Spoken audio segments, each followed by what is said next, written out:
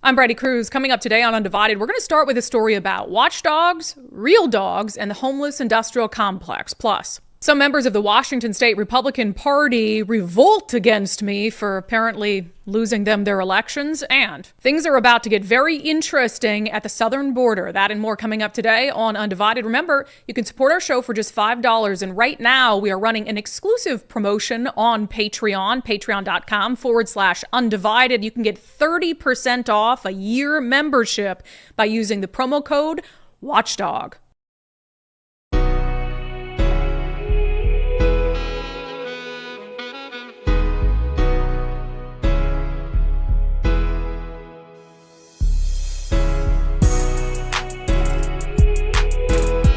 Hello and welcome to Undivided. Thank you for being here. Thank you so much for your commitment to giving common sense a comeback. Man, we had a different plan entirely for the show today. We're going to start with election stuff. We'll get to it eventually, but there was a story that was brewing behind the scenes this morning. I spent an hour in tears this morning.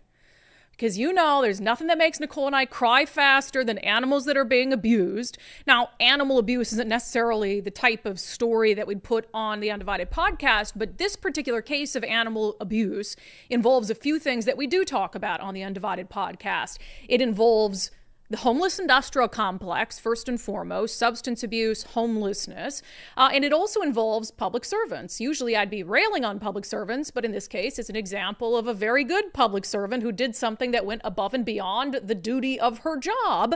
It also has to do with a topic that we touched on the Sunday show yesterday with subscribers about the importance of watchdog journalism. So this story was happening this morning. My emotions were like, boop, all over the place. So it's going to break your heart. It's going to make you happy, and then it's going to make you pissed off. So let's get to it.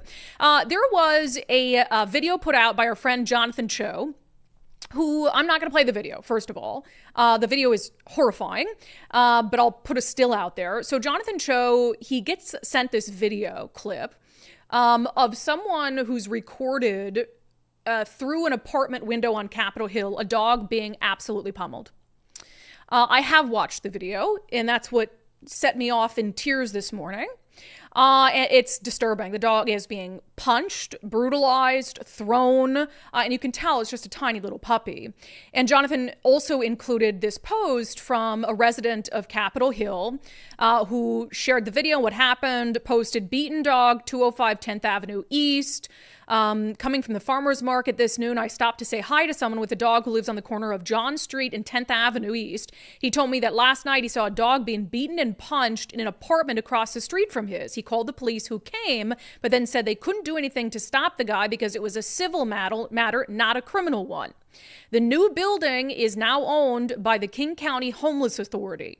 According to him, they filled it with active drug addicts. He's also seen a woman throw her dog against a window. If anyone knows what can be done to get this doggy away from that junkie, please respond. I have the contact info of the guy I spoke with who took the video.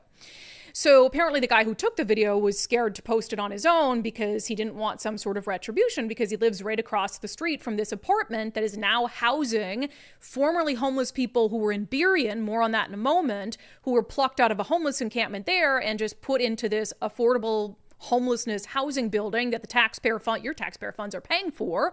And this guy is watching in horror through a window as this guy, he calls him a drug addict. I have no evidence that he's a drug addict, but beating your dog if you're high out of your mind sounds like something a drug addict might do.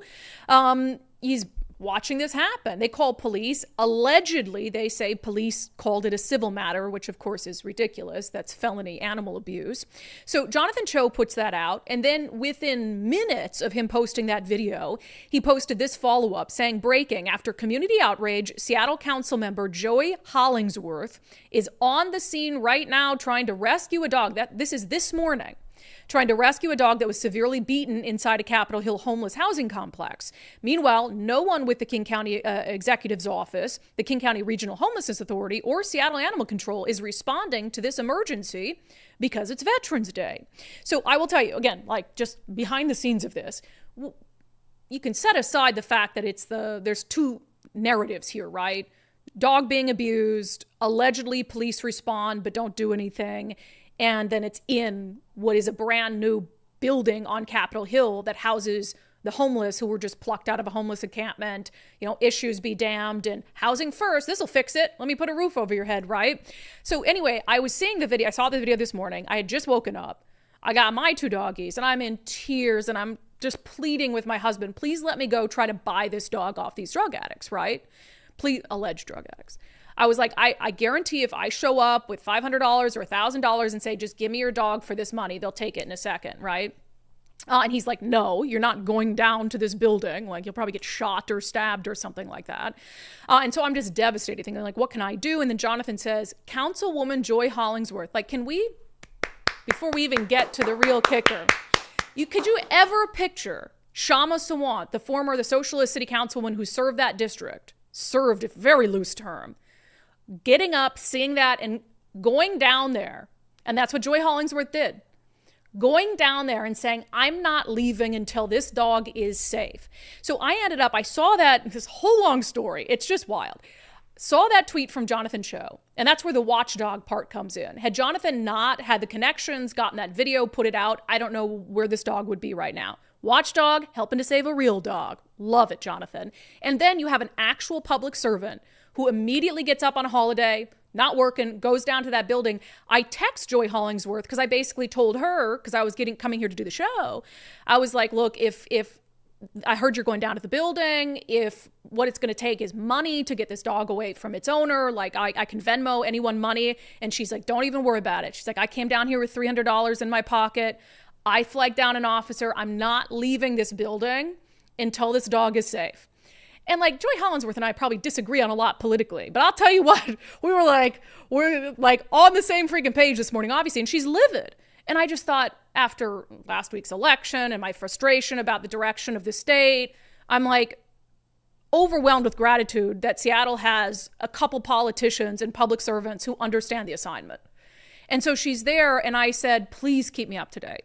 And now Nicole's upset, and I'm upset, and we're sitting here. So I get maybe a half hour ago a call from Joy Hollingsworth, and she says, the dog is safe. And she even sends us pictures of her with this sweet little pup. It's like a pit bull mix, 10 months old. The dog's name is Angel. The dog is safe. Joy Hollingsworth said, I'm in the car right now with the dog, and I'm taking it to the vet to get a checkup. The dog is clearly underweight.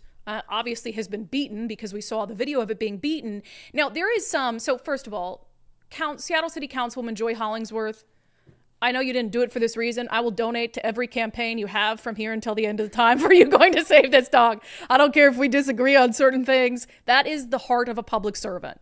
I would rather have a public servant who does stuff like that and who I disagree with on some things than a public servant who's only serving themselves and doing the bare minimum 100% of the time. So I just love this so much. But then, of course, there's a couple other angles of this story that we are trying to get to the bottom of.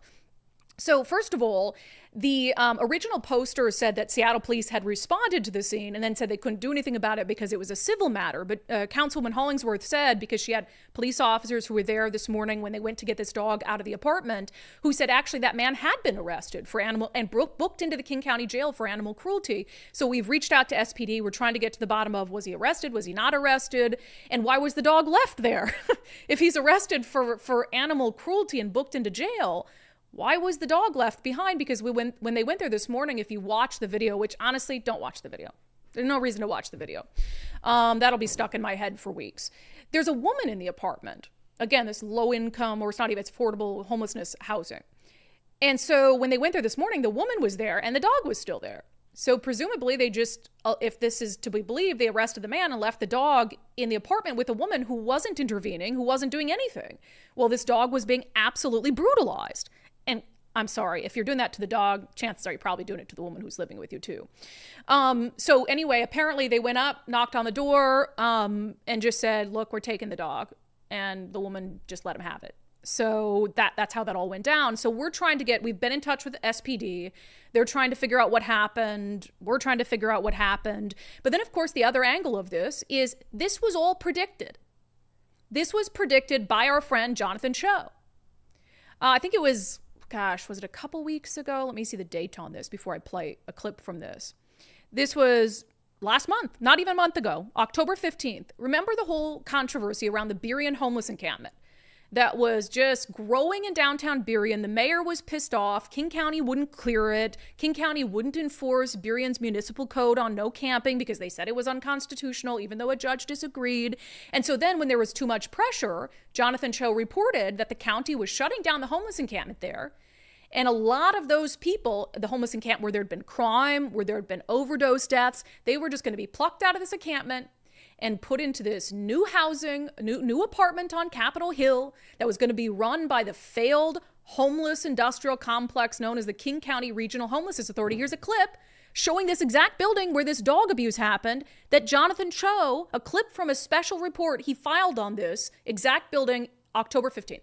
We've learned the Homeless Housing Agency quietly placed nearly 30 people into this apartment complex in Seattle's Capitol Hill without giving neighbors a heads up. You just deal with it. There are now genuine concerns the same problems plaguing the encampment, like open-air drug use and sexual assaults, could end up in this community. I know they all need a place to stay somewhere, and things need to get better, but, people should have a say in what's going on around their businesses and homes. Yeah, and it's a realistic concern. It's a realistic concern if you take people who are involved in criminal activity, where there's fatal drug overdoses, obvious prolific drug use happening, and you say housing first, we're just going to pluck them out of there so you don't have to see them, and we're going to put them in there, with a roof over their head behind lock and key and assume that their behavior is going to change. It's not. It's not. And one thing I just want to say, people who have houses beat their animals too. There are people who have homes who are arrested for animal abuse, who neglect their animals. I don't think this is clearly not a uniquely homeless issue. But when you have an apartment building paid for with our money, being run by a government-funded entity, and one of the issues Jonathan Choe pointed out is there wouldn't be any sort of increased level of security for this building, for the neighbors in that community. That's absurd to believe that if you just take the population of a homeless camp and put them in a building, that there aren't going to be an elevated level of safety issues or criminal behavior above and beyond what a normal apartment complex would have. Even the Seattle Times did a story on some of these low-income housing buildings where homeless people are being tucked away, because housing first, that we're spending billions of dollars on. And there's murders happening there, a lot of domestic violence, substance abuse. And so it's like, okay, you pluck someone out of a homeless encampment only for them to be murdered, in an apartment that our taxpayer money funds. Did you really help them? No. So that's a big part of the issue. And also, we should not be spending a dime on housing someone who isn't in active recovery, actively getting help for their substance abuse issue or their mental health issue. But of course, no, you can't do that. You can't make it a transaction where you hold housing over them unless they get help for their substance abuse or mental illness. Yeah, you can. That's the only way it's going to get better. Otherwise, you have because it's a drug crisis, right? And it's a mental health crisis. And whether that mental health or drug crisis is happening in a tent or in an apartment, it's still happening. And that's what we've been saying all along about the homelessness housing first approach. So this whole story is just indicative of a few things. First of all, we need watchdogs like Jonathan Choe. If he hadn't put this out, I don't know what would happen to that dog. Dog probably be dead. A rare act of public service from a Seattle City Council member. Again, Joy Hollingsworth. I mean, kudos to her for going there and standing there and not leaving until the dog was saved. And then, of course, you have neighbors who are freaked out. I mean, you saw, so I think it was Jackie Kent. What station is Jackie Kent with? Is it Como? I just want to give her credit because I think somebody called her too and she went out to this building. It's Como News. Jackie Kent went there and saw the moment this cute little dog came out. And there's other people, and the neighbors are applauding, like, oh, puppy, and the puppy's fine. So these neighbors are horrified. And there's some really nice apartment buildings around there that people are paying, like, market rates for. And I'm sorry, they should have the ability to push back against an apartment building that's going to house people who just came out of a dangerous homeless encampment when there's no added security. Like, that's not them being NIMBYs. That's not them being right-wing or unreasonable. That's them having some reasonable concerns that they want elected leaders in the government that's operating these facilities to take seriously. This from Jackie Kent, again with Como News. We're told by building management that it's not normal for a King County regional homeless shelter to not have a caseworker on site. There are about 20 units in this building, and managers say some people were brought over from the Burien encampment and other areas. So it doesn't have a caseworker on site? You guys, this is what Washington voters just doubled down on in the election, are these kinds of policies and politicians who push these kinds of policies. No caseworker on site. So now you have this building in the middle of a nice neighborhood on Capitol Hill. This is a fairly nice area of Capitol Hill, where people are trying to live and enjoy life and feel safe, and you pluck them out of a dangerous homeless encampment, put them there, no case worker on site. The King County Regional Homelessness Authority has to be disbanded. It has to be disbanded. Not only is it a waste of money, not only is it just, you might as well light tens of millions of dollars, billions of dollars on fire, but homelessness is actually worse since the King County Regional Homelessness Authority started to operate. It's worse. So, but again, that's why we'll never fix homelessness, because we pour billions of dollars into this system that pays a bunch of people to do all these things, and they're not going to fix the homeless crisis because then their jobs go away. So it's a no-brainer. We're going to have a follow-up on this tomorrow. I've asked Joy Hollingsworth if she'll hop on with us on tomorrow's show, and she has agreed to do so. So we're working to arrange that. All right, back to some of the election-related stuff I wanted to discuss. So, I mean, the results of last week's election are horrible for the state of Washington. If you think we're overtaxed, if you think that, rightfully so, because the numbers back it up, that public safety is in a really, really bad place, homelessness, substance abuse, if you think our education system is failing, then you're probably disappointed like we are this week. I will say, though, I want everyone, if you haven't already, you have to check the status of your ballot. There is a finite window of time where if there was a challenge to your ballot, usually over a signature issue, where you can cure it. And there are at least 2 races that are close enough where you curing your ballot could make a difference and squeak out a win.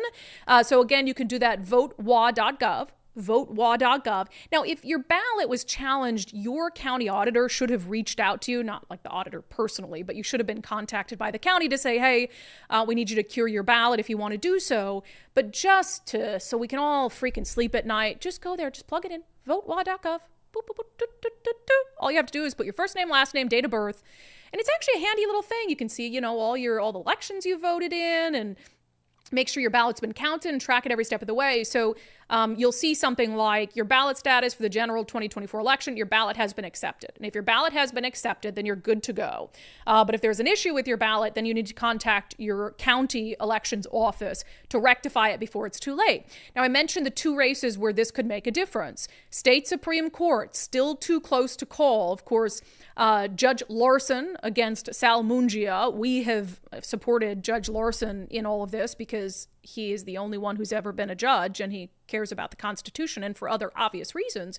But right now he is trailing 49.47% to 50%. And here's what really pisses me off. Can I just say, look, the difference is 15,785 votes, right?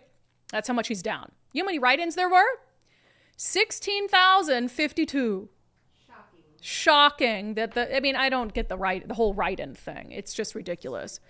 So the Judge Dave Larson, took to X over the weekend and just encouraged people to check out their ballot. He said, we can win this one if we get everyone we know to check their ballot status so that their vote for Judge Larson can count, or Sal Mungia, whatever. There were 40,000 rejected ballots across Washington state, he says, that are repairable if the person follows through to cure any issues with their local voting officials. Please have your friends and family go to votewa.gov and check their ballot status to ensure their vote was counted or that it can be fixed if rejected. It really matters in a close election like this one, 100%. Another race we're watching closely, because one of the themes that we discussed in the lead up to this election is whether Democrats could achieve a supermajority in the Senate. The House, that didn't happen. And it's not going to happen in the Senate either, thank God. But whether Dems make any sort of meaningful inroads or progress toward a supermajority, it might be decided in the 10th. So in the state Senate race in the 10th, so this is all of Island County and parts of Skagit and Snohomish County. So if you're in the 10th legislative district, for the love of God, check the status of your ballot. Right now, Ron Muzol, the Republican, needs to keep this seat. He is ahead. 51%, 49%, but the difference is narrow. It's like 1,000 something votes. And so there are going to be more ballots that are still coming in and counted. So please check and cure your ballots if you have not already anywhere in the state, but particularly in the 10th legislative district in the race for state Senate. We really need Senator Ron Muzal to hold on to that seat to avoid, this march toward a Democratic supermajority, which would be horrible for the state of Washington. Absolutely, absolutely awful. So let's hope that holds. We had a great interview on Sundays with Subscribers yesterday with Glenn Morgan. So Glenn Morgan is the founder of We the Governed. And he is a citizen journalist, government watchdog extraordinaire. He's the best government watchdog we have in the state. And I think we do a pretty good job, but this is what Glenn does every day, day in, day out. And he does deep dives into things that I don't even know how he has time to do it. In fact, we were in here on the Sunday show and we were taping on Thursday and he brought us, he's like, I literally have it right here. He's like, put a bunch of documents on a drive for us that he didn't have time to look over in some story he thinks is interesting, but he's so inundated with things. He's like, hey, if you guys want to look over this. And I'm like, hell yeah. So this guy, he's done a ton of government watchdog stuff, but particularly he's been on Bob Ferguson's ass. And he's the one who came up with the two Bob Fergusons, where he found two Republicans named Bob Ferguson to have him run against the real Bob Ferguson, which again, I was like, I don't like it because I think it'll backfire, but it no doubt has put him on Bob Ferguson's shit list. I have no doubt in the world that if Bob Ferguson can find some sort of path toward retribution against Glenn Morgan, he's going to do it. So we talked about a million things. I mean, I think we talked to him for like an hour and 15 minutes on the Sunday show yesterday. He's such a wealth of knowledge for what's happening in the state. So a lot of the conversation centered around how collectively we're going to pick up the slack of the mainstream media and be a watchdog of Bob Ferguson's administration. But there was something that came out that I thought would make you guys really happy, because I hadn't even thought about it.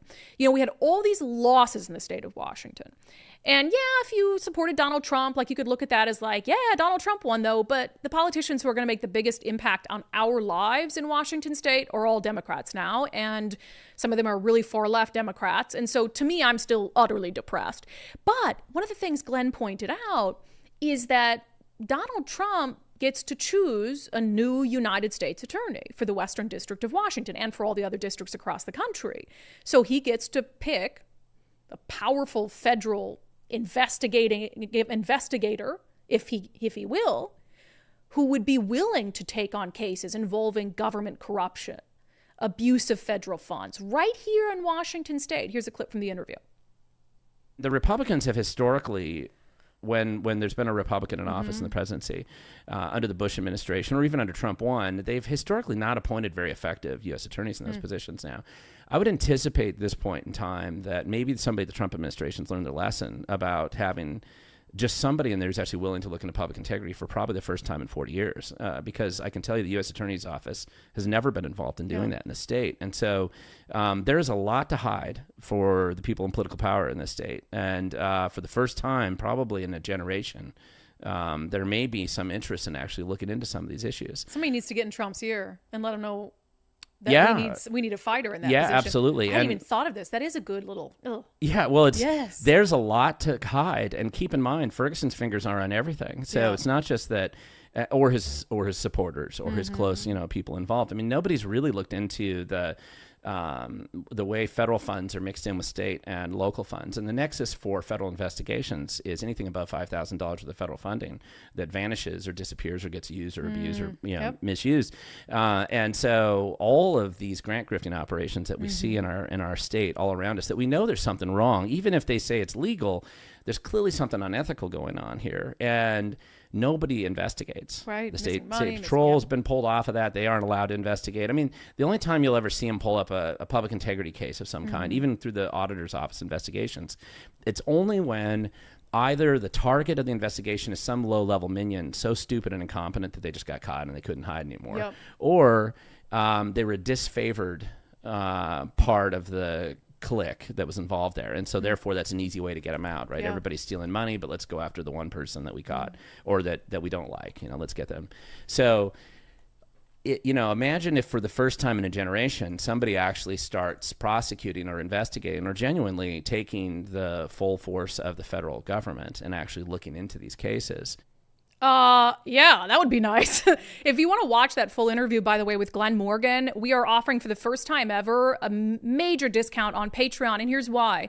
I want everybody who cares about consuming media that holds Bob Ferguson accountable to be able to access our coverage for the first year of Bob Ferguson's administration. So I don't know if you can are you able to pull that back up? Just the still graphic for me. But we have a promo going on Patreon right now. It's 30% off.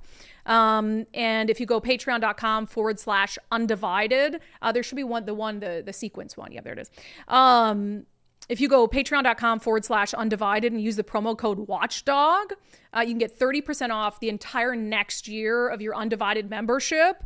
And really, we look at this as our top priority, certainly for next year and the years to come, is holding Bob Ferguson accountable. There is no leader in our state who is going to require a watchdog journalism more than Bob Ferguson. We already know he has a long history of abusing his power, using it against his political enemies, withholding records when it's improper for him to do so. And so you have our commitment that we are going to be all over him. We're going to be all over everything he does from the day that he takes office until he is out of office. And frankly, that's the same in the way we operate for all elected officials. But Bob Ferguson is a special kind of corrupt.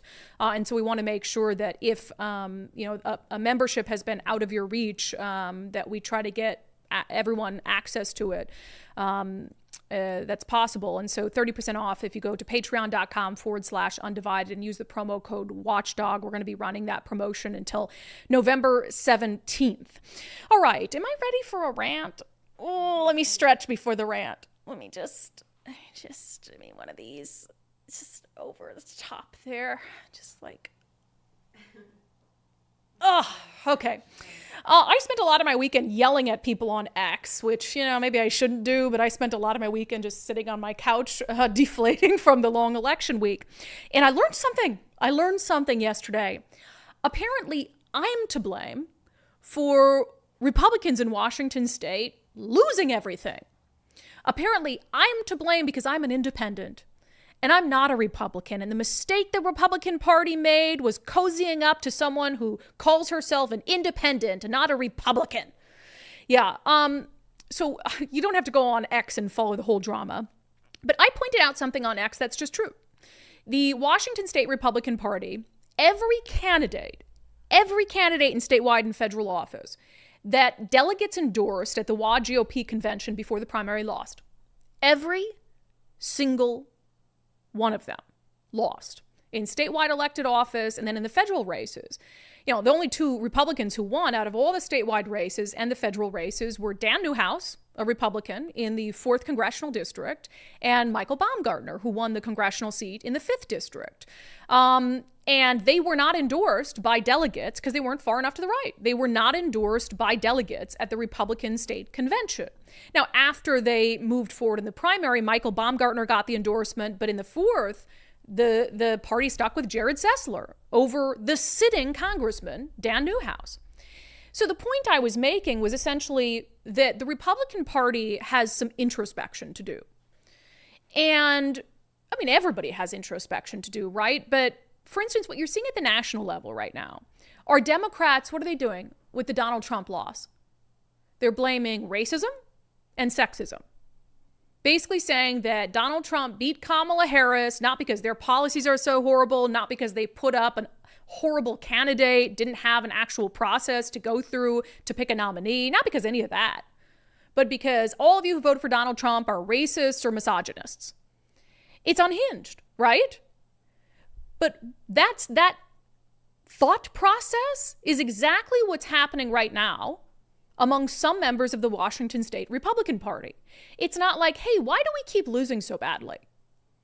Hey, why did we endorse further to the right candidates at our state convention rather than more electable candidates who are further to the center? Why do we do that in a blue state? Is there something we can do to not alienate the middle, right? Because we can only win as Republicans in a blue state by addition and not subtraction. So rather than being introspective, rather than look in a mirror, they're lashing out. And they're trying to figure out who can we blame for our utter defeat rather than ourselves.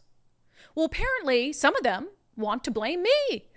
So Dale Whitaker, who ran for Secretary of State and lost, decidedly so, to Steve Hobbs, put out a 20-minute video taking issue with that sentiment from me, that Republicans really need to take a minute, take a beat, look in the mirror, and ask themselves, what can they do better? 20-minute video. Here's part of it. With that said, there have been some things over the last few months that really struck me, not just of being unhelpful, but being inherently destructive to Republicans and the Republican Party in Washington State. Why have we allowed a self-proclaimed independent to become the voice of Republicanism in Washington State? Why is someone who didn't have the ability to realize over the last 30 years of their life that their politics were so destructive up until this cycle, why are they being elevated as they are some kind of savior to Republicanism in Washington State? Wow. First of all, who elevated me to the status of savior of Republicanism? I didn't ask for that title. I didn't ask anyone to give me that title. I've never heard anyone refer to me as the savior of Republicanism. I don't know who elevated me to be the voice of Republicanism in Washington State. I say every time I go to a Republican event that I'm an independent. In fact, I even say that I don't like the two-party system. But the message that I've given to Republican groups that have invited me to attend is that I am on their side because we need them to save the state from one-party rule. So in that sense, I am an ally. I will go to war with them in the battle against the likes of Bob Ferguson. And I happen to have a very large platform. And among certain circles, I happen to be, I think, fairly influential. And also, we happen to have worked our asses off for no reason. 95% of everything we did on this show that Nicole and I did throughout the last year has been for free. There might have been a few keynote speeches that I gave after being invited by Republican county parties to try to rally the troops that were paid, because if I give a keynote speech, unless it's for charity, I'm going to ask to be paid for it. 90% of what we did to help Republicans and Republican candidates for the good of the state over the last year was done for free. Nicole and I have barely had a day off for 7 months. We have been crisscrossing the state. I looked at my odometer today, 17,000 miles on a brand new car. I've clocked on it. Driving to Spokane, Okanagan, out to the coast. We have been everywhere. Spending our Saturdays in October and September out rallying volunteers to knock on doors for Dave Reichert and for the initiatives. You think somebody was paying us to do that? Was it, you think I was doing that as an independent to destroy the Republican Party and I was secretly knocking on doors saying, don't vote for the Republicans? Yet for some reason in Dale Whitaker's mind, I'm the problem. Because can you play that cut again? The first cut, Nicole? This is unhinged to me. Watch it again. With that said, there have been some things over the last few months that really struck me, not just of being unhelpful, but being inherently destructive to Republicans and the Republican Party in Washington State. Why have we allowed a self-proclaimed independent to become the voice of Republicanism in Washington State? I didn't ask for that. Why is someone who didn't have the ability to realize over the last 30 years of their life that their politics were so destructive up until this cycle, why are they being elevated as they are some kind of savior to Republicanism in Washington State? I didn't ask to be elevated. I'm just doing my job. And also, he's sitting there reading off a script, these attacks on me. Maybe if you could put together or string a few good sentences together, they'd ask you to speak at their events. Like, I'm sorry, maybe that says more about the Republican Party that all these county parties have to bring in an independent podcaster to get everyone excited about the election because they can't find any Republicans who can give a good enough speech. That's not my fault. But also that thing he said there about who hasn't been able to, for the last 30 years of her life, make good decisions. Well, not 30 years ago, I was 6. 30 years ago, I was 6 years old. In fact, it's only been for about 14 years I've been able to vote. And of course, much of that I was in my 20s, and most people in their 20s have no freaking clue what they're doing. So yeah, I've made no secret that I've come around to a lot of conservative issues. It's called growing up. It's called learning. It's called being, influenced by your environment. And as I've gotten older, as I've gotten wiser, as I've gotten smarter, I've looked around at what's happening and I've decided that conservative principles are more for me. And you're going to vilify me for that? You're going to vilify me as an independent for coming around to voting for Donald Trump for the first time, for spending the last year, probably more, donating our valuable time to these issues. And I would also point out, well, actually, let play this next clip too, because in this long 20-minute rant where it's like, let's blame anyone else but ourselves, he has quite a few contradictions. Here it is. We have to be honest with ourselves here. The moderate experiment has failed. It has failed. And with that, I've said throughout my campaign that the biggest problem with Republicanism in Washington state is that people call for unity while doing things that breed disunity. The moderate experiment has failed. Shame on you guys for breeding disunity. So aren't you doing that there? Aren't you doing that when you attack me for being an independent? When you say the moderate experiment has failed, but we need to come together? That makes no sense. Like either you're going to be someone that welcomes moderates and independents or you're not. Because I'll tell you what, Dale, I could just as easily, and probably would make more sense, if I dedicate my time and efforts to trying to help moderate Democrats keep their seats. Should I have then maybe spent time helping Mark Mullet's campaign? Because moving forward, that might be a better idea. And as far as the media ecosystem, do you really think that the media ecosystem in Washington state would better serve Republicans if I weren't part of it? Like, the answer to that is obviously no. But here's one other thing I want to say about Dale Whitaker's assessment that the moderate experiment has failed. Again, that makes no sense on its face, right? Because we're in a blue state. So the idea that we'd win if we only went further to the right, if we were only deeper red, that makes no sense. That's about one of the dumbest things I've ever heard. But I just went through, I don't have a graphic to put up, but I pulled the vote totals for every race for statewide office for the Republican candidates. Every race. So we are talking, because I'm going to prove my point here, governor, lieutenant governor, secretary of state, state treasurer, state auditor, attorney general, commissioner of public lands, superintendent of public construction, insurance commissioner. So I pulled the actual vote totals. So how many, not the percentages, how many individual voters did each of the Republican candidates in those races get? You know, out of all of those races, which Republican candidate got the fewest votes? Does anybody want to guess? Dale Whitaker for secretary of state. Out of every single one of those races for the Republican candidate, he got the fewest votes. Fewer than the Republican running for treasurer, for auditor, than the Republican running for AG, for lieutenant governor, for commissioner of public lands. The Republican who got the lowest number of actual votes across the state was Dale Whitaker. And he wants to get on a 20-minute video and preach that he knows what's going on, that the moderate experiment has failed.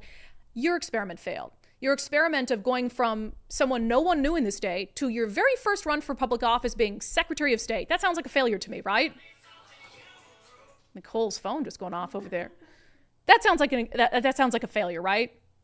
And look, I commend anyone who wants to run for public office. What I don't commend is someone who wants to go on a 20-minute rant when they had the worst statewide race of any Republican.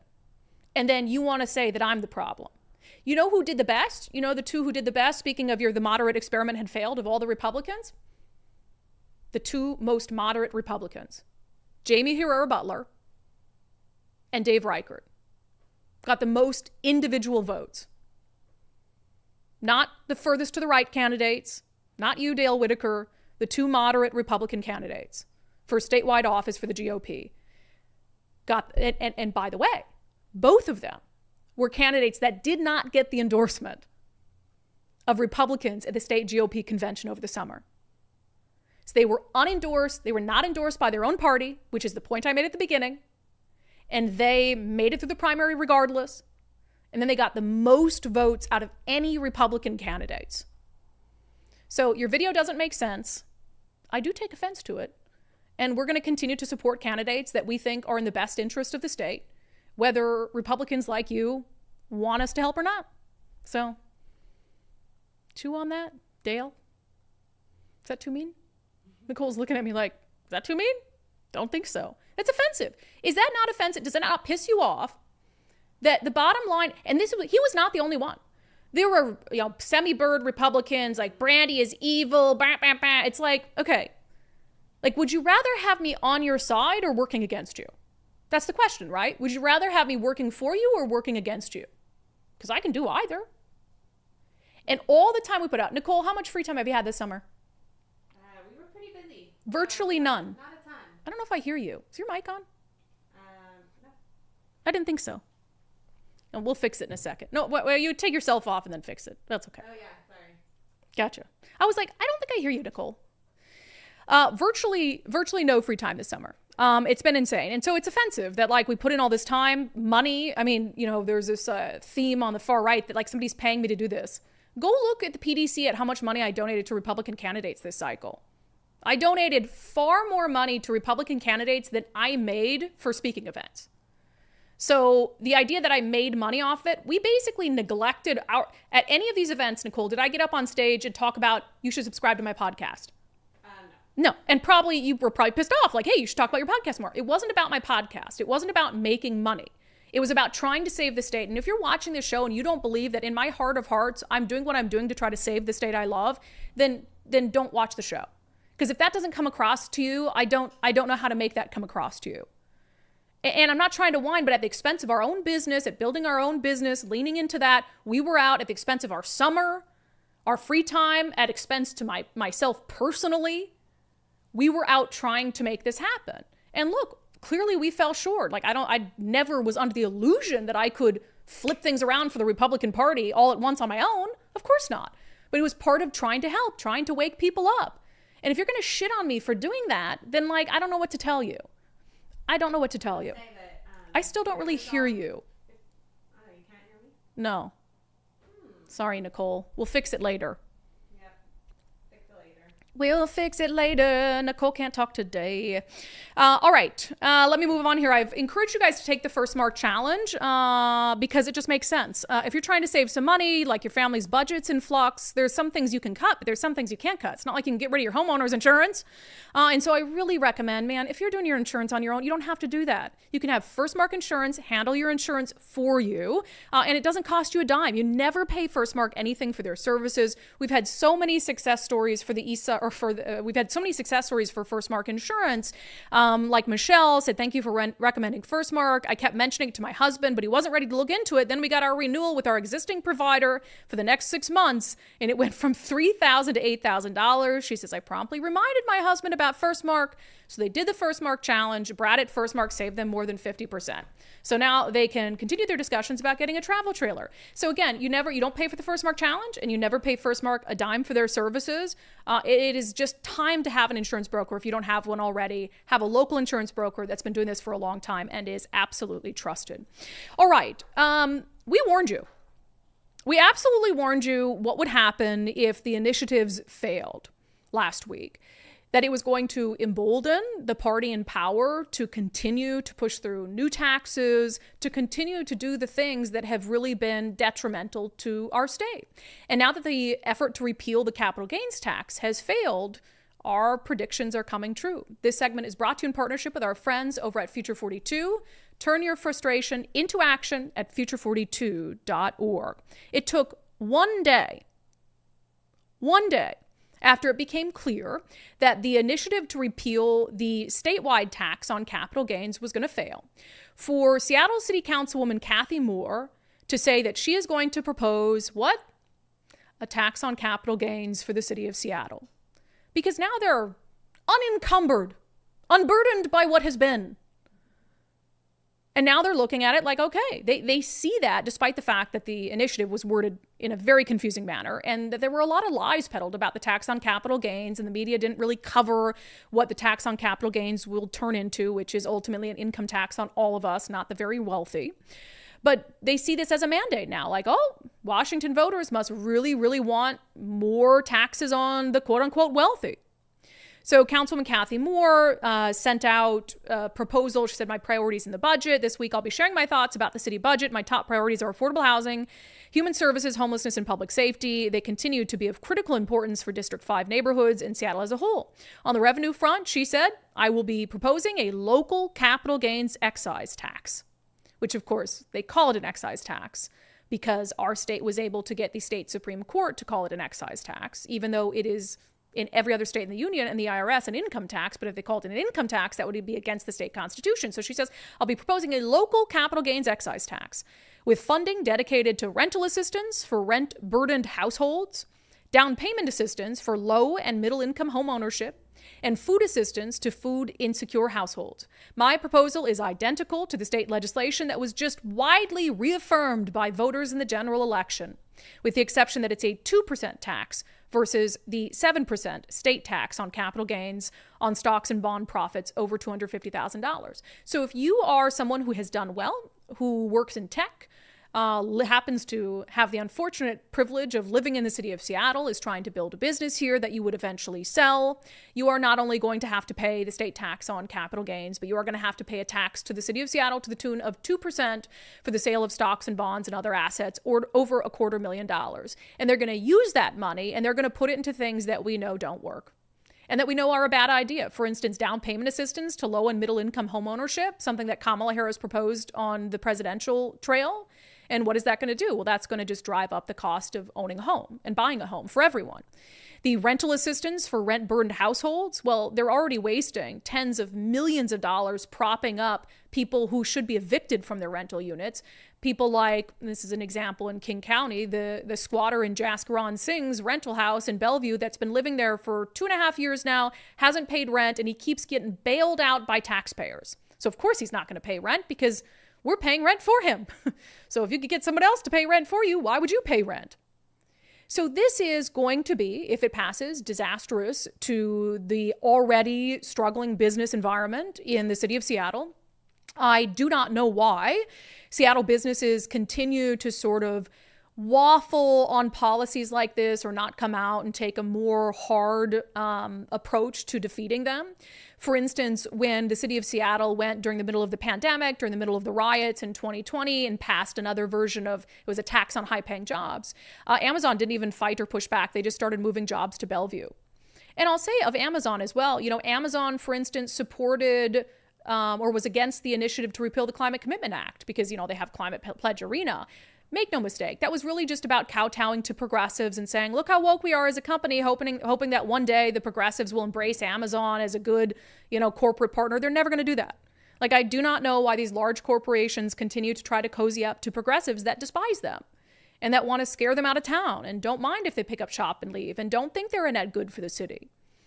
And they're going to turn around, and this impacts Amazon and its employees. You think Amazon is going to be able to continue to recruit good, like, competitive tech workers to Seattle if there is a statewide tax on capital gains and then a Seattle tax on capital gains, like when a lot of their pay is through stocks? Of course not. It has a huge detrimental impact. So we told you, I mean, this was about stopping what the capital gains tax will become. That's what it was always about. And it's what the media didn't do a good enough job warning people about. You know, there's already been an effort, and I would say we'll probably see it again this legislative session, to lower the threshold on capital gains to being taxed 7% on $250,000 to $15,000. So really, really, really, really rich. And it's like, oh, we're not getting enough money from the really, really, really, really rich because people like Jeff Bezos just picked up and they moved to Florida and then they sold their stocks there. So now we've got to lower the threshold. So everybody who sells stocks or bonds or other assets and makes over $15,000 a year is going to have to pay us. And then they're going to eventually make sure it applies to the sale of your primary home. We talked about this. And so if you've got a nice nest egg in your home and that's going to be the way that you fund your retirement, well, you're screwed because the state's going to take a big chunk of it. So you better start planning for that now. Because we warned you. I hate to say I told you so, but we did tell you so. It took a day for the city of Seattle to say, we're going to do that too. And you don't think other local entities around the state are going to do that as well, saying, oh, capital gains, it withstood the initiative, so now we're going to pass a capital gains excise tax. And we're going to absolutely scare away entrepreneurs, discourage business growth, discourage success, scare away tech workers. And we're going to think that that's going to make us a better, stronger, safer city. And it's not. It's just not. So we told you so, and I think that I'm going to continue to have examples of we told you so on the tax on capital gains as time goes on. That segment is brought to you in partnership with our friends over at Future 42. Turn your frustration into action at future42.org. All right, in our segment, Unbelievable, there is no doubt in my mind that there are judges serving right now in the state of Washington who genuinely care more about criminals than victims. Let's talk about it.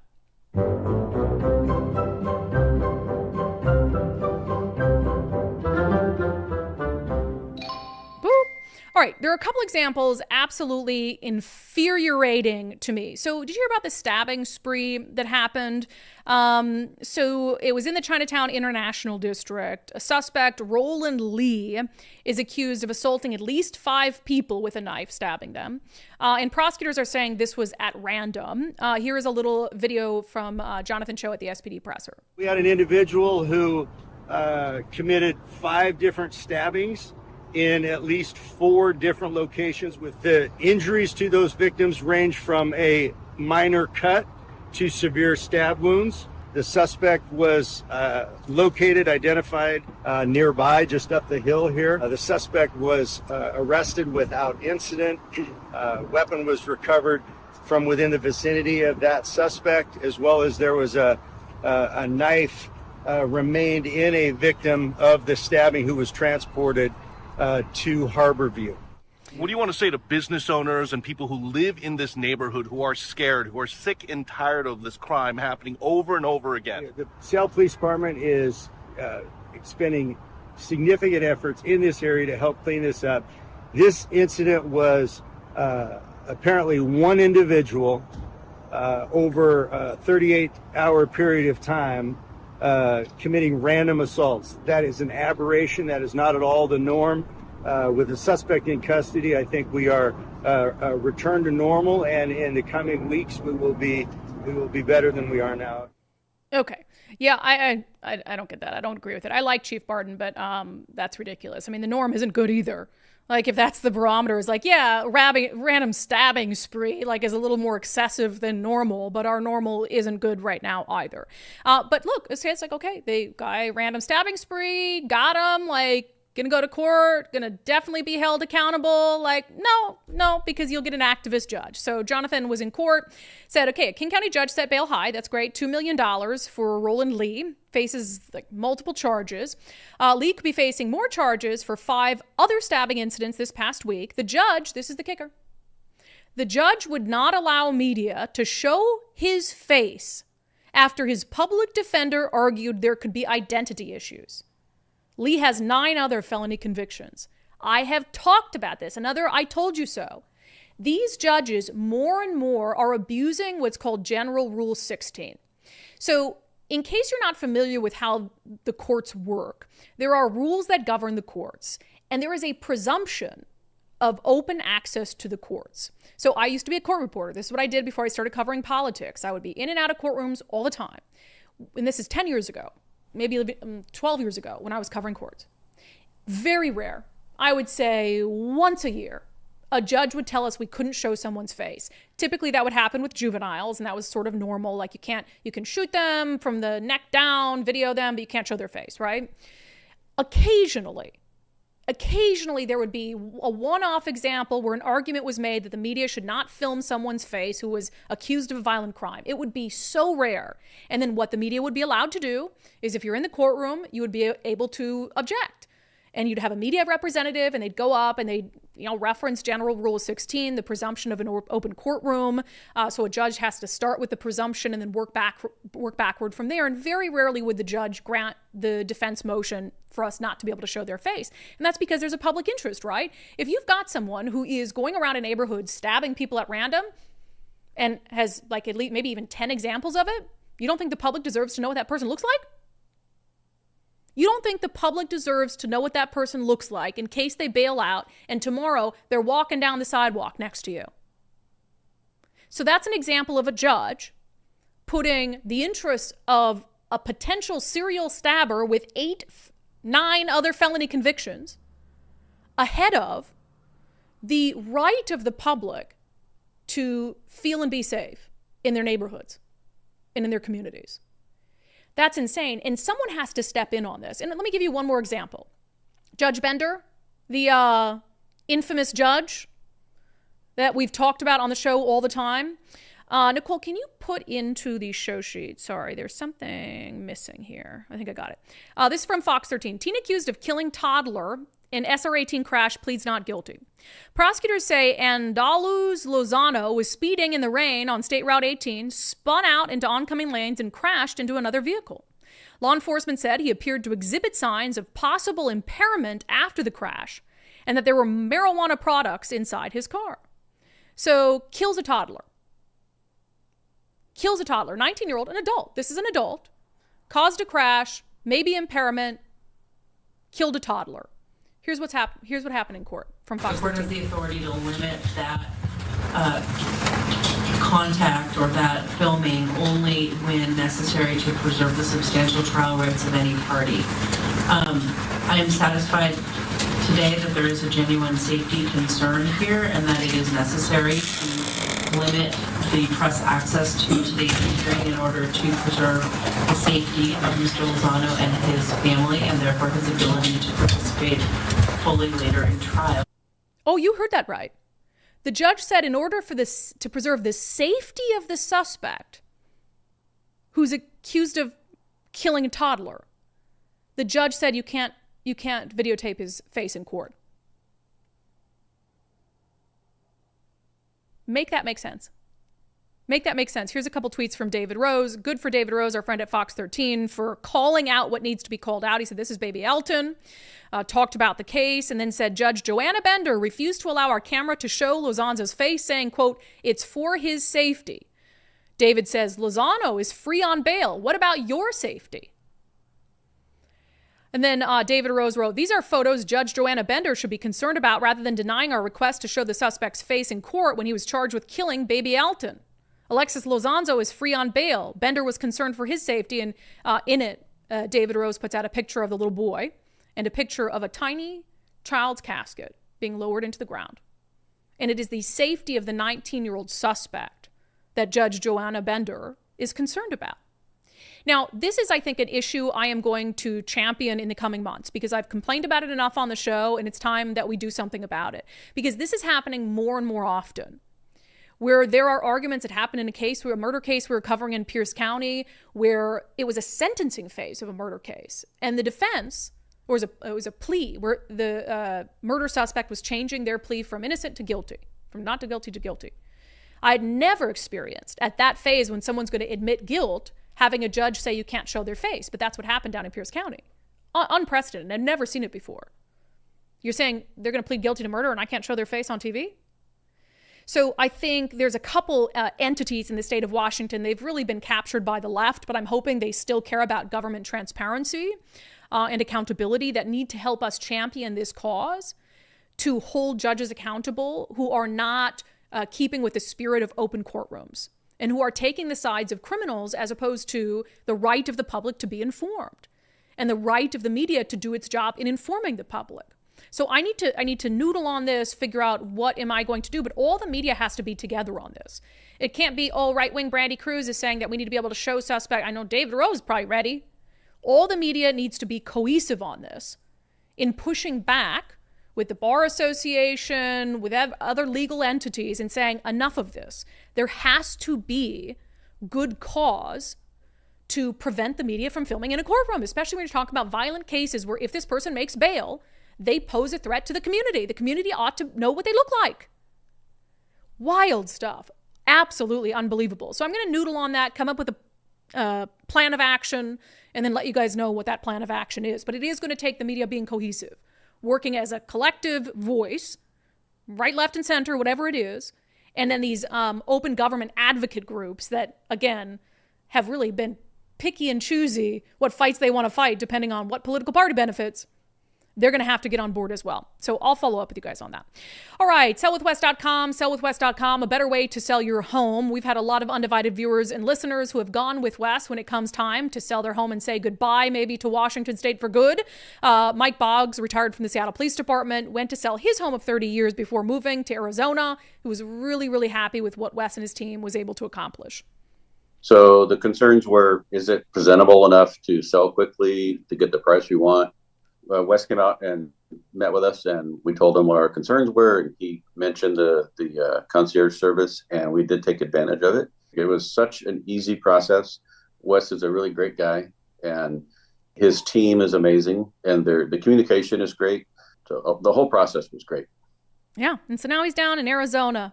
Well-earned retirement, sir. So if you're thinking about selling your home, reach out to Wes, sellwithwest.com, sellwithwest.com. See what he can do for you. Their listing boost concierge service is awesome in case you maybe need to make some cosmetic repairs to your home. But just start by using their home value calculator right there on the website to see how much your home is worth. It might be worth more than you think. Sellwithwest.com, a better way to sell your home. All right, let's dive into some national news. There's a ton to pick from today, but I want to talk a little bit about what's happening at the southern border. As we discussed on the show last week, there was this huge shift nationally toward the right. I mean, Donald Trump, I think Washington has now sort of evened out, but we were saying on the show last week, we're the only state in the union not to take a rightward shift. I think now we're kind of neutral, but there are some states, California and New York, took the biggest shifts towards Donald Trump. From 2020, how many people voted, to 2024. It was double digit from a percentage point perspective. And those are like two of the bluest states in the union. So you kind of look at what's going on there. I mean, in New York, overrun by migrants and all the money they're dropping in had to have had something to do with it. The crime issues in California, there were some ballot measures in California that would make things harder on crime that were successful. There were recall efforts against soft on crime DAs, et cetera, that were successful. So Californians finally had enough and started to revolt. Same is happening along the southern border. Not going to be a surprise for anyone who has followed the issues facing border communities all across the U.S.-Mexico border. This is from ABC 33 in Arizona. Arizona voters pass measure allowing police to arrest migrants who illegally cross borders. So typically this would be the job of border, feds, essentially any federal agency. But now Arizona voters are like, if it's a local cop, they see somebody illegally crossing, like they should be able to arrest them too. Proposition 314 was placed on ballots by Arizona's Republican-controlled legislature after Democratic Governor Katie Hobbs vetoed similar legislation in March. The governor said at the time the bill did little to secure the southern border and instead vilified communities as well as burdened law enforcement. Well, voters didn't care if law enforcement would be burdened. They passed it with just over 62% of the vote. The measure also makes it a state crime for immigrants living in the U.S. illegally to apply for public health benefits and makes it a felony to knowingly sell fentanyl, which causes a person's death. I love that because they're dealing with all these issues far more than any of us are. Think of all the fentanyl deaths we have happening in our community. Now think of like the communities closest to the border where this fentanyl is coming in, where you have a more active drug cartel and smuggling operations. It doesn't just bring overdose deaths and fentanyl and drug trafficking. It brings all the other violent crimes that come along with that. And I think my favorite part of Prop 314 is that making it illegal to apply for public health benefits. Because I'm sorry, like there are legal ways to come into this country. Our tax dollars, it's not fair that our tax dollars are being used to help fund whatever it is for people who came into the country illegally. That's absolutely insane. But I think the numbers that are wild to me. So I saw this on X, and it's a really handy sort of chart, but it looks at the border counties. And again, similar to how we talk nationally about the push to the right, specifically border counties. So this is from Matthew Watkins. Just an absolutely unreal graphic showing Trump's gains in Texas-Mexico border counties since 2016. Starr County, which has a population of 66,000 and is 97% Latino, shifted 75 percentage points toward Donald Trump. Think about that. One county, 66,000 people, 97% Latino. From 2020 to 2024, Donald Trump did 75 percentage points better in that Texas border county. That is wild. And some of the other counties are just as wild. 55% in a few counties, 45%. There was only one county, Davis County, that shifted a little to the left, and it was like a fraction of 1%. That is wild stuff. And it shows you, like, you know, and when Democrats wanted to act like, oh, Kamala Harris was never the border czar, and then she wanted to put ads on TV saying, I was a border state prosecutor, and I'm going to be tough on the border. Like, that didn't, nobody was buying that. Like, they've lived with that. And so the only possible tactic for the Harris campaign would have been to say, hey, yeah, we dropped the ball at the southern border. You know, not when you're asked on The View, what would you do different from President Biden saying nothing? What tells the border communities, like, okay, so what we're dealing with now is what we're going to continue to deal with under Kamala Harris, right?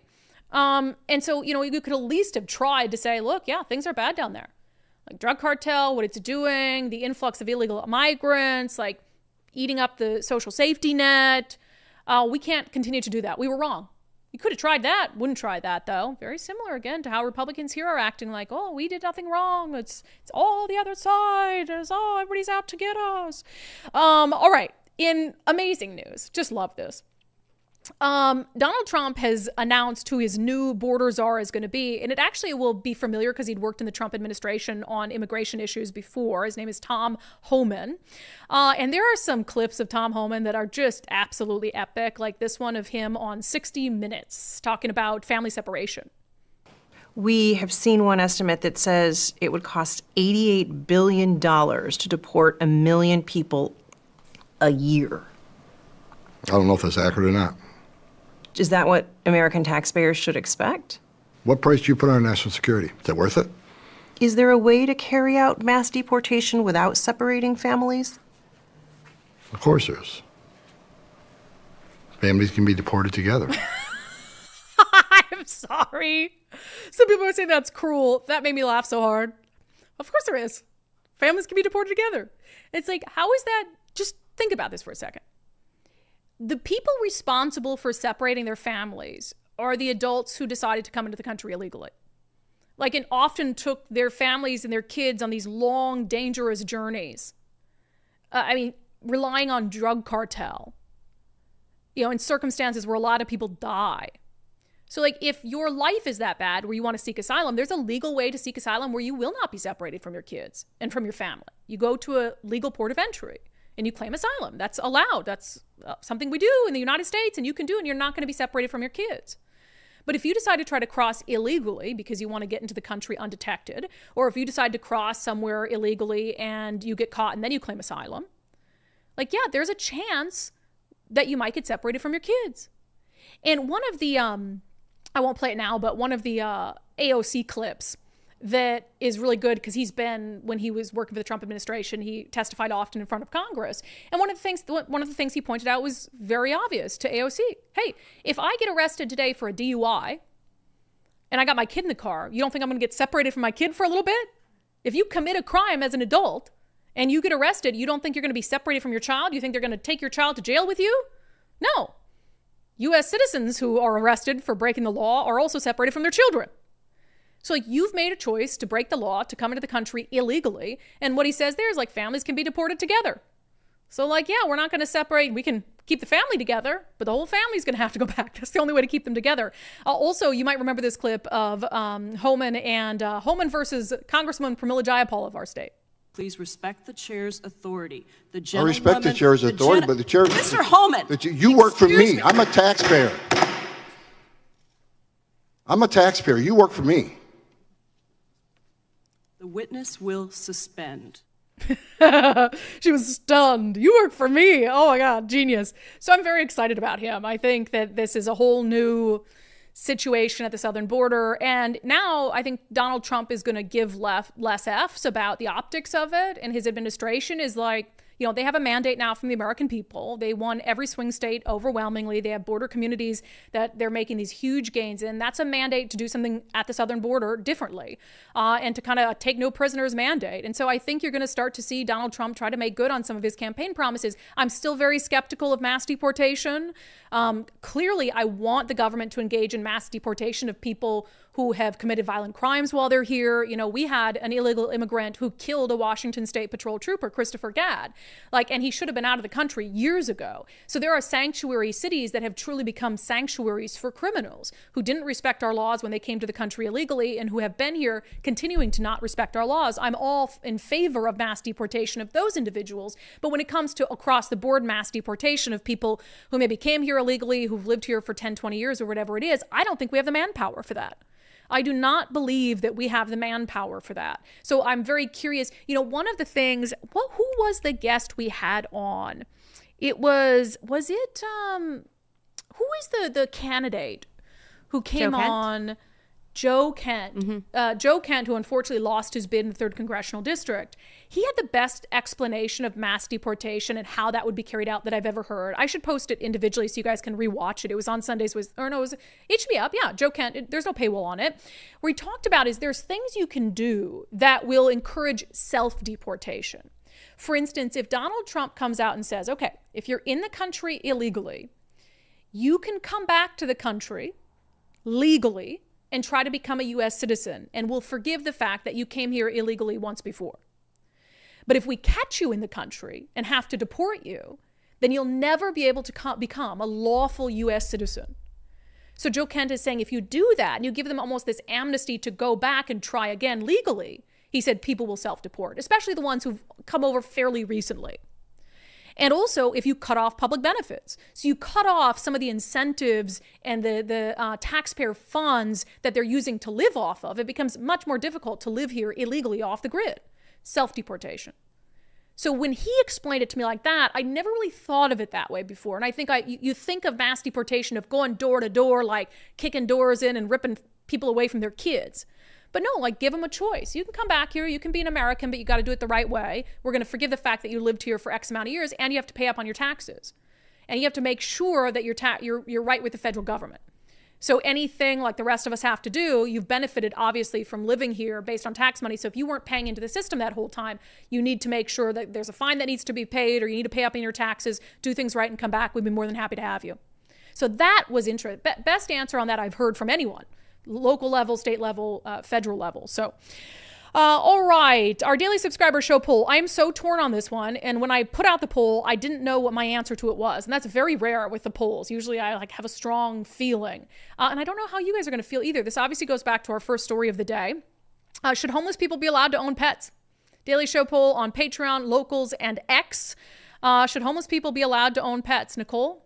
Yes or no? Oh, your mic's still not working, is it? Oh, it is now? Yeah, there you go. Wow, what an adventure. I'm going to say no because until you can take care of yourself, you can't take care of a pet. And I know that the pet offers something to the person experiencing homelessness, but sorry, until you can take care of yourself, you can't take care of something else. My heart wanted to go that way. But I think the libertarian in me is like, we can't have the government. I'm thinking of the squirrel, right? I'm thinking of this. The only thing is here is that, as I said earlier, I say no, or I say yes, that homeless people should be allowed to own pets until they break the law. Well, only because. What if you can't take care of it? If you're not feeding it? But there are people with homes that can't take care of their pets.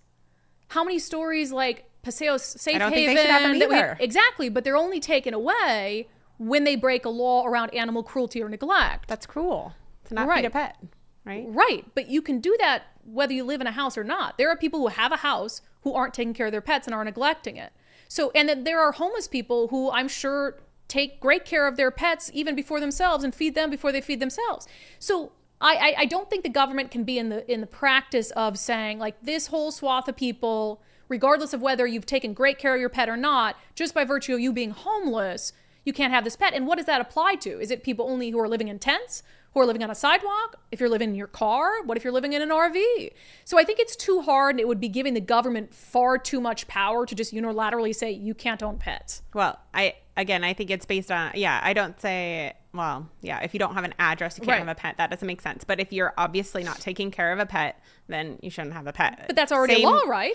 Well, it's neglect. Well, is it though? If you're sitting on the street and there's somebody off my exit that sits there with this little chihuahua that's just freezing its ass off because chihuahuas are not made for this weather. Yeah. And I mean, it's obviously not in great care. that shouldn't be allowed. You're, I mean, to some extent, you're neglecting or abusing this pet. But wouldn't that be animal neglect? Yeah, but we don't do anything about it. Yeah, we should. So I guess it should be taken care of. 100%. Like I think maybe the current laws should be enforced more than adding something. Yeah, like because that's where I struggle with too. Because I agree with you. I mean, first of all, like I think it's animal neglect if you've got a dog downtown and you've got the fetty-leans and you're passed out stone cold, and your dog doesn't know when you're going to wake up. Like I don't think you're taking care of that dog. Like you can't even take care of yourself. But I think that's animal neglect. So I don't know. I just as horrible as the story is earlier, like that was a homeless person, but technically they were in a house. They had an apartment. They were homeless. Then they got put with an apartment over their heads. That law wouldn't even apply to them. And they were in there beating their dog anyway. Right. Were the people that are there during the week, I guess, if they're not working a holiday, fine. But did they know that dog wasn't being fed very well? Because that was a very small, skinny dog for the type of dog it is. So. Yeah. Okay, let's see what subscribers think, since it is the subscriber poll. I love that we're split on this. I think we think the same thing. It's a matter of like, what would that even look like, right? Truck driver Ken, all they do is use them to tug at animal lovers' feelings. Part of me worries about that too. I have given someone dog food before. Yes. I have given a homeless person on the side of the street who had a dog who had a sign that said like hungry money or dog food. Because like your dog can't get food for itself. It's tethered to you. But you can literally go to McDonald's right now and they're hiring $22 an hour. Mm-hmm. So, Rick, I voted yes, but I have mixed feelings on the issue. You and Nicole both, it seems. A pet may be the only friend a homeless person has. On the flip side, that pet may end up in a kill shelter were it not for the homeless friend. The bottom line is there are a lot more important issues surrounding a homeless person than whether or not they have a pet. Yeah, that's true. Linda Crossan, the homeless I've come across with pets take better care of their pets than themselves. If they don't take care of them, then they shouldn't be allowed to keep them for the animal's sake. Often they can help in a hopeless situation. Their pets may be the only ones they get any love from. And I don't think, if we were to do that, like let's say there is a homeless person who, it's the middle of the winter and they can't even keep themselves warm or whatever it is. I don't think their pet should be taken away from them forever, but maybe there is some sort of government shelter where it's like you can get your pet back. Foster care for dogs. But it's an incentive, right? It's like when you take away a kid, like you can get your kid back from foster care if you clean up your life. So like if the dog means that much to you, like, and you're having the fetty leans and you care more about your next hit than taking care of your dog, like let's get that dog like into a warm place with food and water, and then we know it's your dog and you can come get that dog back, but you got to do X, Y, and Z to get your life together. Lizalette Craw, I think that dogs care mostly about being loved and being with their people all day. So as long as they're not left cold or hungry or ill, then living with a homeless person might be a pretty good life. And that's the thing about dogs. Dogs love anyone. They don't care if I don't put my makeup on that day. They don't care if I'm being a POS. They're just like, I love you. They don't care what you look like. They don't care what your politics are. They're just like, I love you. And then that's why it makes me so mad. That's the difference between dogs and cats. If I don't let the cat do what it wants, it hates me that day. It's like, screw you, lady. That's where all my scratches are from, scars. Oh, let's see, Daniel. I voted no, but I'm very conflicted. Daniel, this is a long comment. I don't think I can read the whole thing, but I'm going to read part of it. Daniel, I voted no, but I'm very conflicted. As a dog owner, I understand deeply how much comfort and stability pets can bring, especially in tough times. If I were facing homelessness, I would want my pets with me for companionship, mental health support, and stability.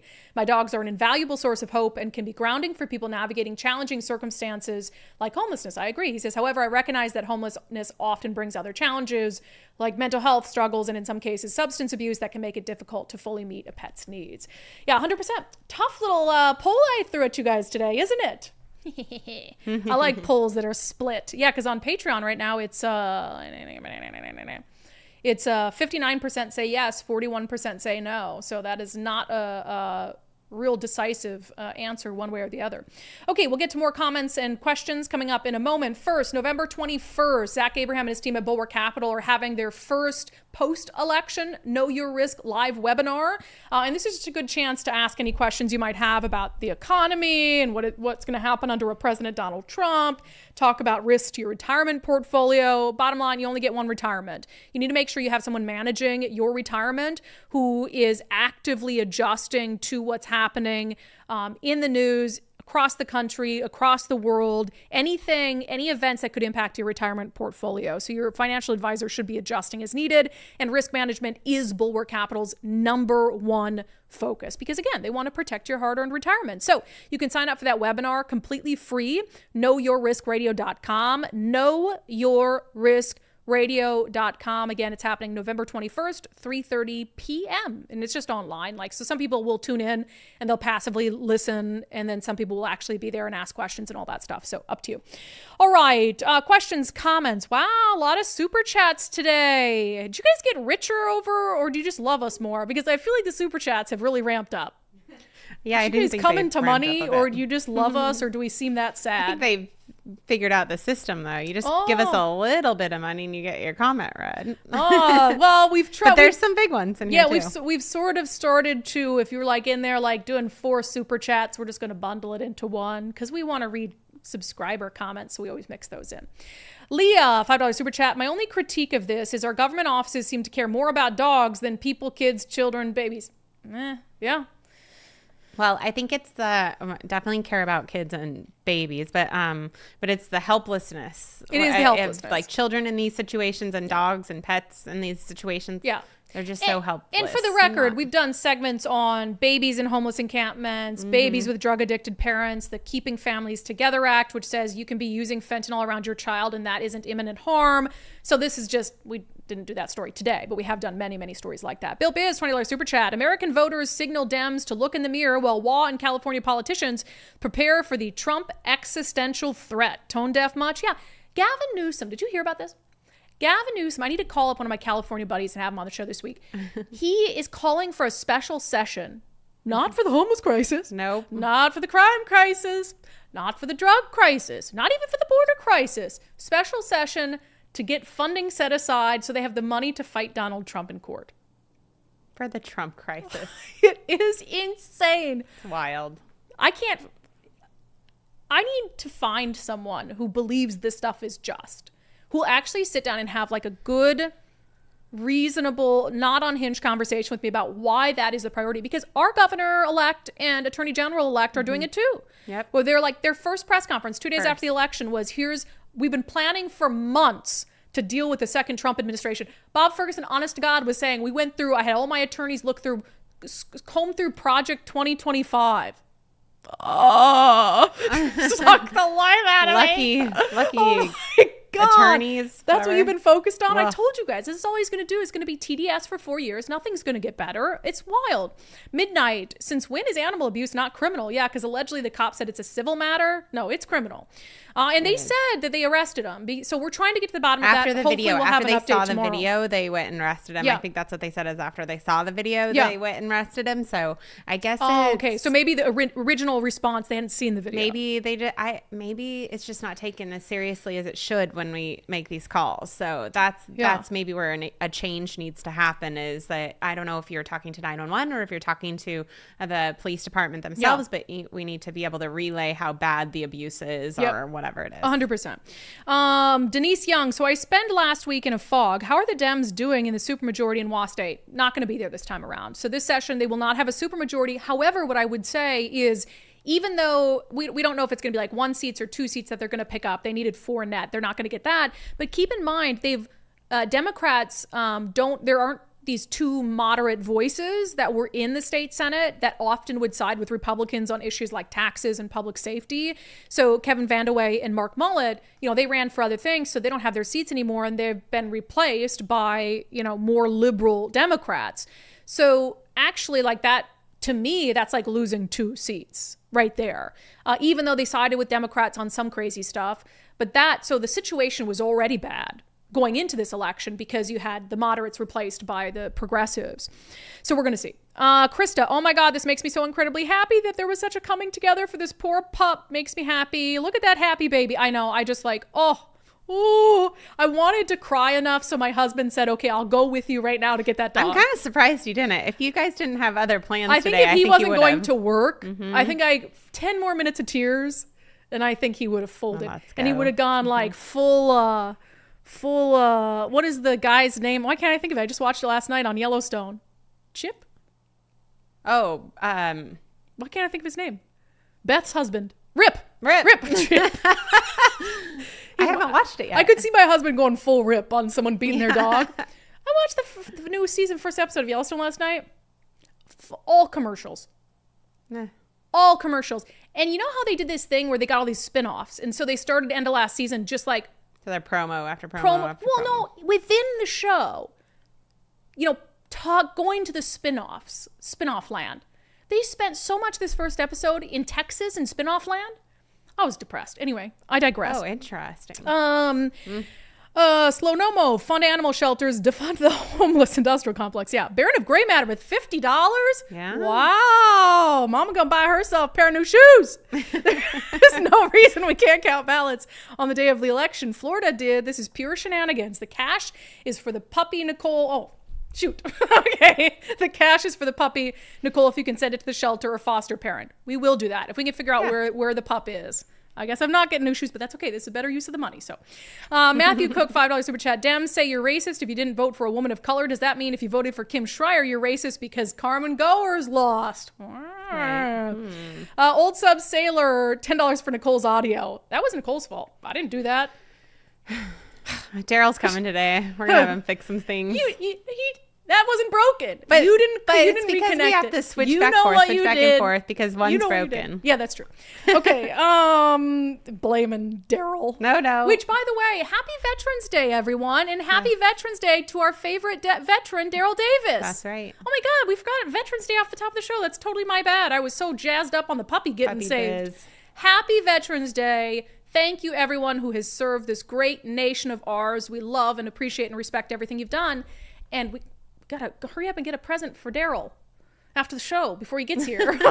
So he doesn't know we forgot. We order lunch. Yes. Let's see here. Roseanne Avila, we need to form a group to flood Elon Musk to add a government accountability commission to Washington. This should be a nationwide thing. Washington would be ground zero for the corruption and crime. We deserve better. Again, we need a U.S. attorney in that office who is unafraid, who will go after government corruption cases, the waste of federal dollars within the homeless industrial complex. And can I just rant really quick?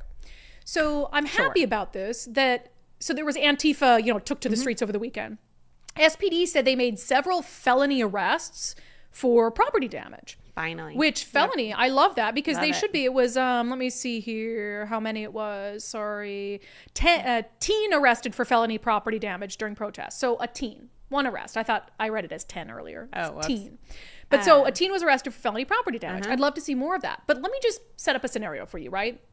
If in Washington state, for the last 15 years, a group of right-wing anarchists had been routinely taking to the streets, vandalizing businesses, assaulting police officers, assaulting journalists, looting, do you believe that the U.S. Attorney's Office would not have built a substantial case against whatever entity was funding them and against the members of the group that was causing all that chaos?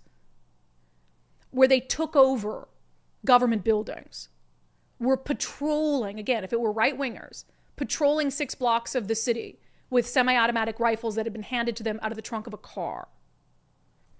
You don't believe that the U.S. Attorney's Office would have built a substantial criminal racketeering type case against a group like that after 15 years. Yet, nothing like that for Antifa, because Antifa is a figment of our imagination. Well, how have I been punched in the face by a figment of our imagination? How have I had camera members pulled to the ground by a figment of our imagination? How was my crew mobbed by a figment of my imagination? Was it a figment of my imagination that our security guard went and disarmed rioters of stolen police rifles? Did a figment of our imagination steal police rifles out of police cars that had been lit on fire? You can call the group whatever you want to call the group. I would mention that they do call themselves Antifa. So the Antifa is a figment of our imagination. Call them whatever you want.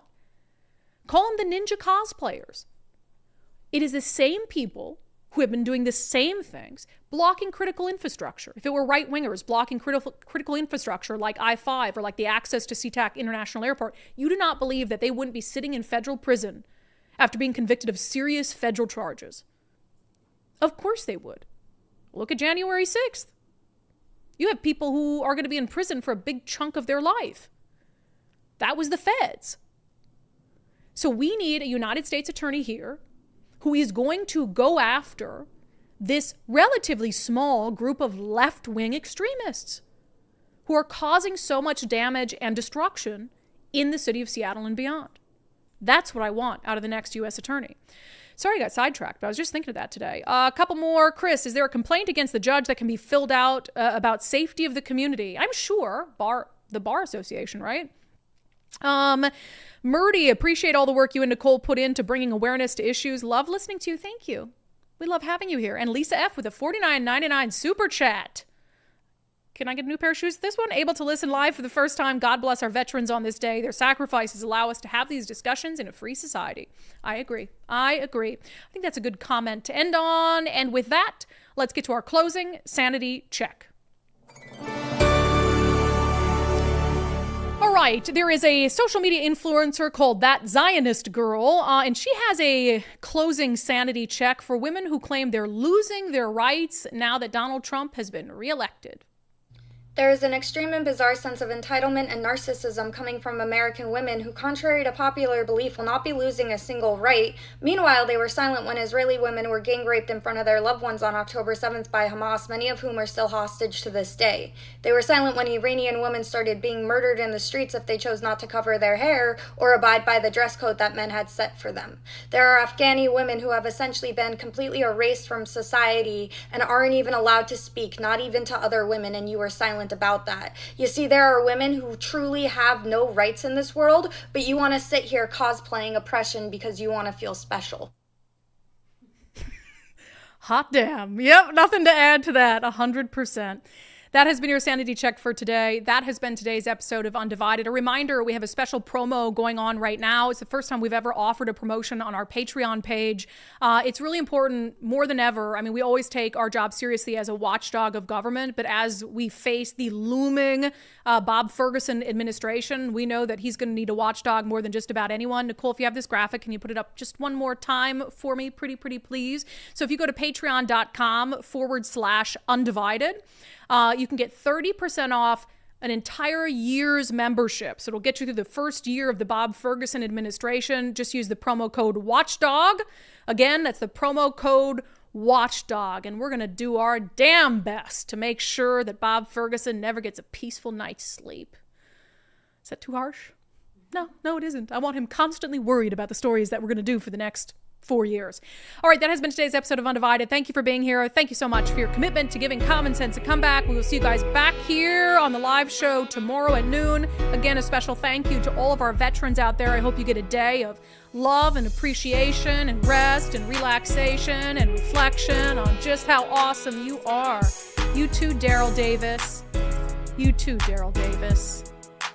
Go get run and get a present for him. What do you get someone for Veterans Day? You get him like a cake? Coffee or something? Flowers? Lunch? Lunch? Yeah, buy a lunch or coffee Right, I'll buy today. lunch. Go do that. Okay, see you guys tomorrow.